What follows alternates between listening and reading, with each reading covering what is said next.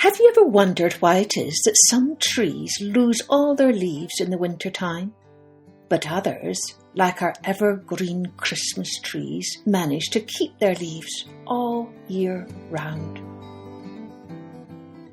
Hello everyone, I'm Kathleen Pally. Welcome to Journey with Story. Today's tale is a very old story written by Florence Holbrook that answers this very question. Let's take a journey with why the evergreen trees keep their leaves in winter.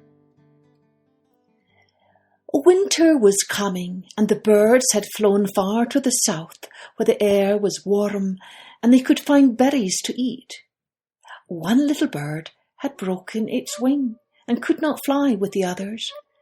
It was alone in the cold world of frost and snow. The forest looked warm, and it made its way to the trees as well as it could to ask for help. First it came to a birch tree. "Beautiful birch tree," it said, "my wing is broken, and my friends have flown away. May I live among your branches till they come back to me?" "No, indeed," answered the birch tree, drawing her fair green leaves away. "We of the great forest have our own birds to help. I can do nothing for you." "The birch is not very strong," said the little bird to itself, "and it might be that she could not hold me easily. I will ask the oak." So the bird said, "Great oak tree, you are so strong. Will you not let me live on your boughs till my friends come back in the springtime?" "In the springtime?" cried the oak. "That is a long way off. How do I know what you might do in all that time? Birds are always looking for something to eat, and you might even eat up some of my acorns." "It may be that the willow will be kind to me," thought the bird, and it said, "Gentle willow, my wing is broken, and I could not fly to the south with the other birds. May I live in your branches till the springtime?" The willow did not look gentle then, for she drew herself up proudly and said, "Indeed, I do not know you, and we willows never talk to people whom we do not know. Very likely there are trees somewhere that will take in strange birds. Leave me at once." The poor little bird did not know what to do. Its wing was not yet strong, but it began to fly away as well it could. Before it had gone far, a voice was heard. "Little bird," it said, "where are you going?" "Indeed, I do not know," answered the bird sadly. "I am very cold." "Come right here then," said the friendly spruce tree, for it was her voice that had called. "You shall live on my warmest branch all winter if you choose." "Will you really let me?" asked the little bird eagerly. "Indeed I will," answered the kind-hearted spruce tree. "If your friends have flown away, it is time for the trees to help you. Here is the branch where my leaves are thickest and softest." "My branches are not very thick," said the friendly pine tree, "but I am big and strong, and I can keep the north wind from you and the spruce." "I can help too," said a little juniper tree. "I can give you berries all winter long, and every bird knows that juniper berries are good." So the spruce gave the lonely little bird a home. The pine kept the cold north wind away from it, and the juniper gave it berries to eat. The other trees looked on and talked together wisely. "I would not have strange birds on my boughs," said the birch. "I shall not give my acorns away for anyone," said the oak. "I never have anything to do with strangers," said the willow, and the three trees drew their leaves closely about them. In the morning, all those shining green leaves lay on the ground, for a cold north wind had come in the night, and every leaf that it had touched fell from the tree. "May I touch every leaf in the forest?" asked the wind in its frolic. "No," said the Frost King. "The trees that have been kind to the little bird with a broken wing may keep their leaves." This is why the leaves of the spruce, the pine, and the juniper are always green.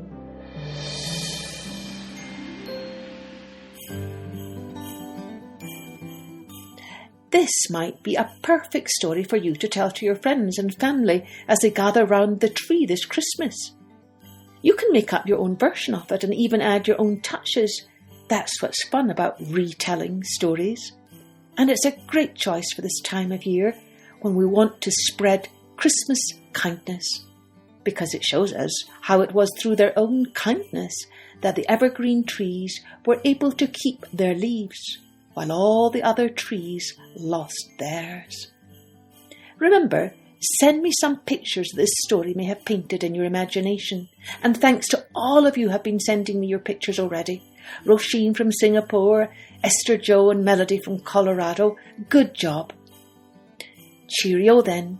Join me next time for Journey with Story.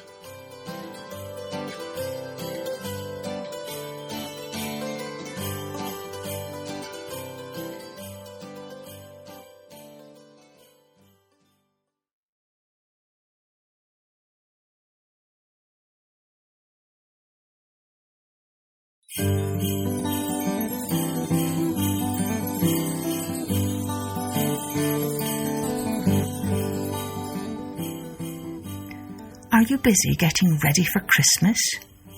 Have you got all your presents wrapped and under the tree?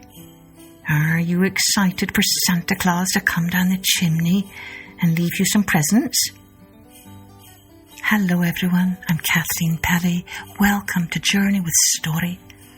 Today's story is an old legend from a country called Russia, and it tells us about another person who is believed to have started this tradition of giving gifts at this time of the year. A lonely old woman called Babushka. Mums and dads, grandparents, grown-ups, are your little ones enjoying this podcast? Our mission here is to help nurture a passion for stories in all of our children. It's a great way to improve listening skills, expand vocabulary, and foster empathy. You can help us with our mission by sharing this podcast with friends or families or schools who you think might also enjoy it. Thank you. Let's take a journey with Babushka. It was the night that the Christ child was born in Bethlehem. And in a faraway country, an old woman named Babushka sat in her snug little house by her warm fire. The wind was drifting the snow outside and howling down the chimney, but it only made Babushka's fire burn more brightly. "Ah, how glad I am to be indoors," said Babushka, holding out her hands to the bright blaze. Suddenly she heard a loud rap at her door. When she opened it, there stood 3 old men dressed in splendid garments. Their beards were as white as the snow, and so long they almost reached the ground. Their eyes shone kindly in the light of Babushka's candle, and their arms were full of precious things, boxes of jewels and sweet-smelling oils and ointments. "We have travelled far, Babushka," they said, "and we have stopped to tell you of the babe born this night in Bethlehem. He has come to rule the world and teach us to be more loving and true. We are bringing him gifts. Come with us, Babushka."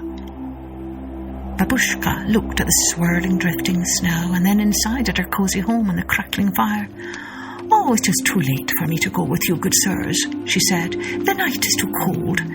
She shut the door and went inside, and so the old men continued their journey to Bethlehem without her. But as Babushka sat rocking by her fire, she began to think about the baby prince, for she loved babies. "Tomorrow I will go to find him," she said. "Tomorrow when it is light, and I will carry him some toys." In the morning, Babushka put on her long cloak and took her staff, and she filled her basket with the pretty things a baby would like, gold balls and wooden toys and strings of silver cobwebs, and she set out to find the baby. But Babushka had forgotten to ask the 3 old men the way to Bethlehem, and they had travelled so far during the night that she could not catch up with them. Up and down the road she hurried, through the woods and fields and towns, telling everyone she met, "I am looking for the baby prince. Where does he lie? I have some pretty toys for him." But no one could tell her the way. "Further on, Babushka, further on," was their only reply. And so she travelled on and on for years and years, but she never found the little prince. They say that Babushka is travelling still, looking for him. And every year when Christmas Eve comes and all the children are lying fast asleep, Babushka trudges softly through the snowy fields and towns, wrapped in her long cloak and carrying her basket on her arm, and gently she raps at every door. "Is he here?" she asks. "Is the baby prince here?" But the answer is always no, and so sadly she continues on her way. Before she leaves, though, she lays a toy from her basket beside the pillow of each child. "For his sake," she says softly, and then hurries on through the years, forever in search of the baby prince.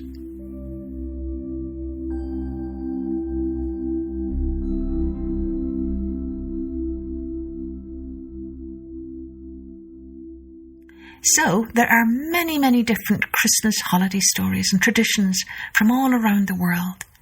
If you have a favourite one, perhaps from your own native country, please share it with me at www.kathleenpelly.com. Cheerio then. Join me next time for Journey with Story.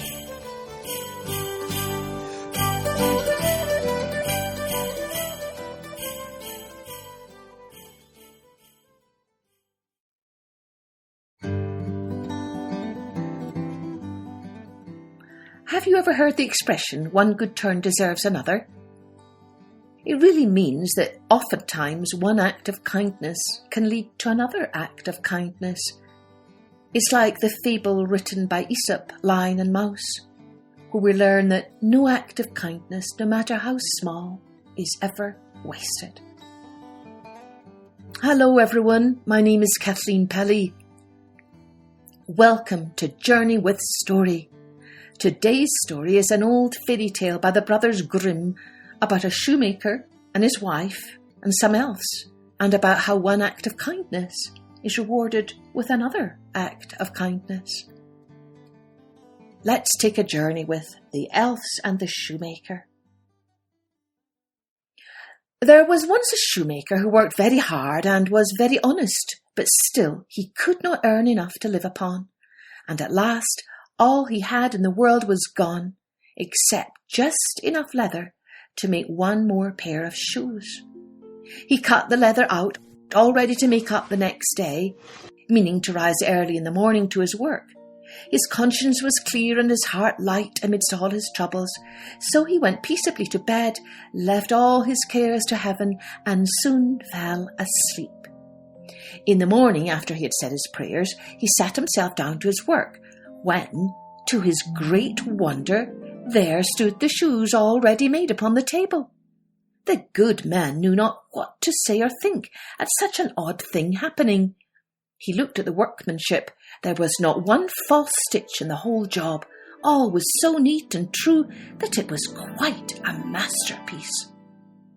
The same day a customer came in, and the shoes suited him so well that he willingly paid a higher price than usual for them, and the poor shoemaker, with the money, bought leather enough to make 2 more pairs of shoes.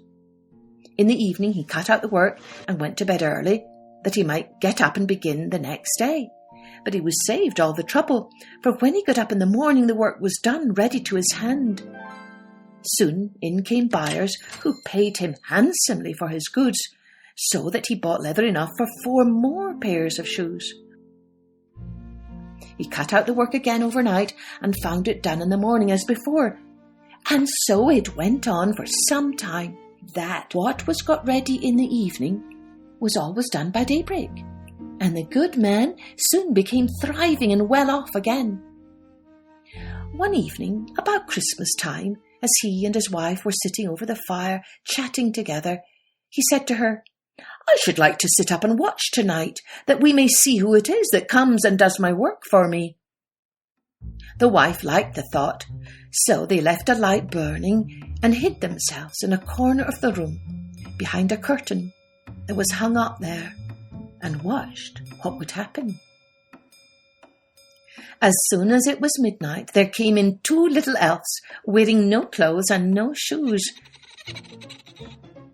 and they sat themselves upon the shoemaker's bench, took up all the work that was cut out, and began to ply with their little fingers, stitching and wrapping and tapping away at such a rate that the shoemaker was all wonder and could not take his eyes off them. And on they went till the job was quite done, and the shoes stood there ready for use upon the table. This was long before daybreak, and then they bustled away as quick as lightning. The next day the wife said to the shoemaker, "These little elves have made us rich, and we ought to be thankful to them and do them a good turn if we can. I am quite sorry to see them run about as they do, and indeed it is not very decent, for they have nothing upon their backs to keep off the cold. I'll tell you what, I will make each of them a shirt and a coat and a waistcoat and a pair of pantaloons into the bargain, and you can make each of them a little pair of shoes." The thought pleased the good cobbler very much, and one evening, when all the things were ready, they laid them on the table instead of the work that they used to cut out, and then they went and hid themselves to watch what the little elves would do.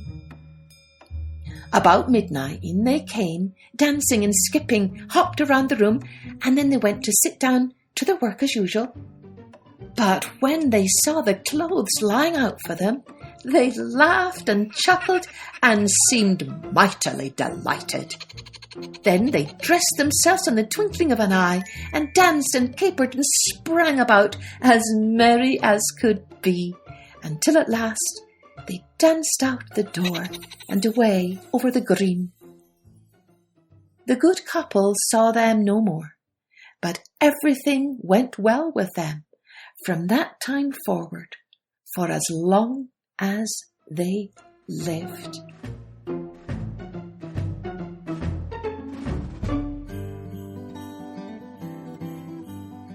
I think this is a popular story to share at Christmas time, because it's at this time of the year when many of us are more aware, I think, of wanting to be kinder, more generous, especially to those who may not have as much as we do. That's why we make donations to charities, or maybe we buy extra gifts to donate to children and families in need.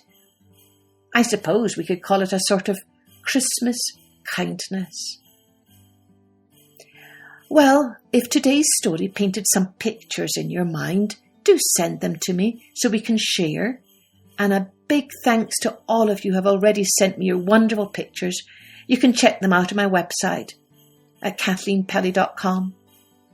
And as a Christmas bonus, I'll be sharing another Christmas story with you in a few days, so you don't have to wait a full week for the next one. Cheerio then.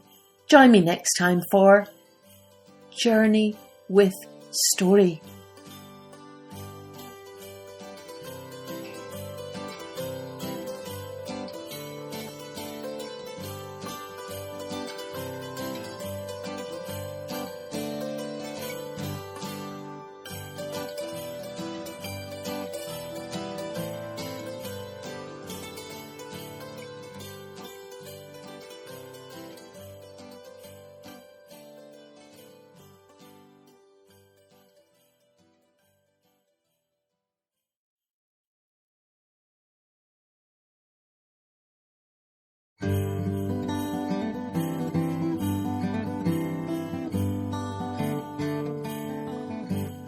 you have a favourite Christmas story that you like your mum or dad to read to you at this time of the year?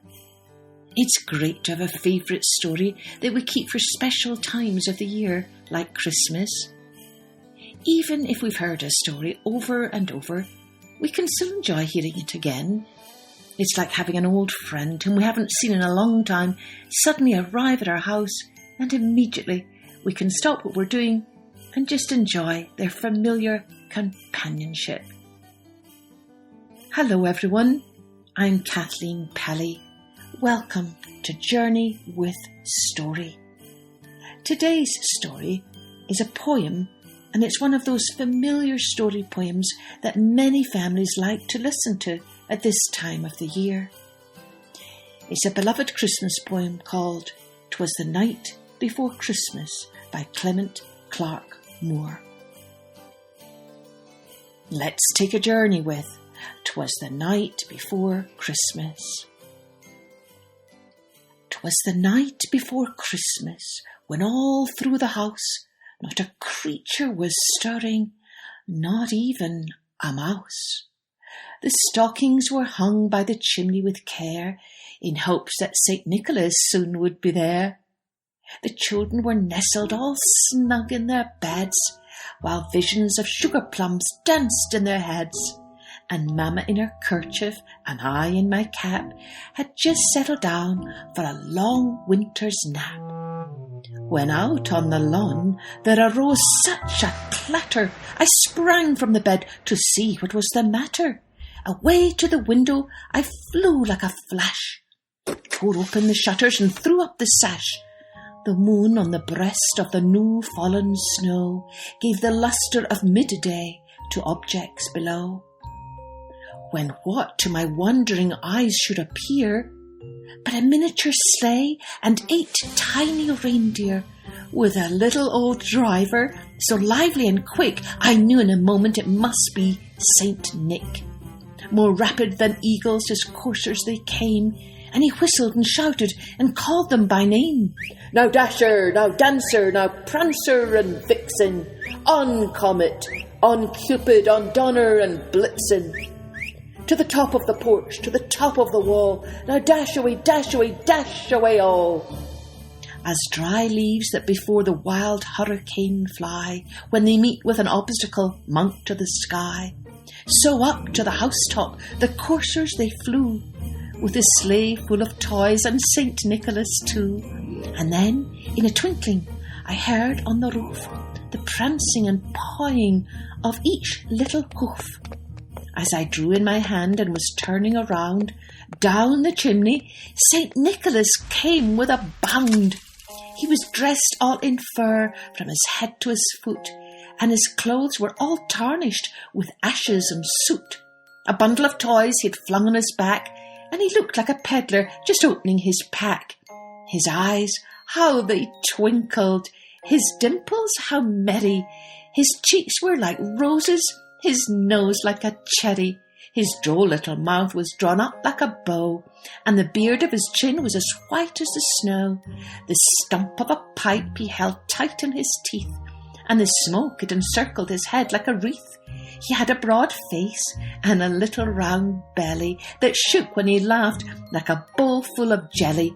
He was chubby and plump, a right jolly old elf, and I laughed when I saw him in spite of myself. A wink of his eye and a twist of his head soon gave me to know I had nothing to dread. He spoke not a word, but went straight to his work, and filled all the stockings, then turned with a jerk, and lay his finger aside of his nose, and giving a nod up the chimney he rose. He sprang to his sleigh, to his team gave a whistle, and away they all flew like the down of a thistle. But I heard him exclaim ere he drove out of sight, "Happy Christmas to all, and to all a good night." Wishing you all a very Merry Christmas. And cheerio then. Join me next time for Journey with Story.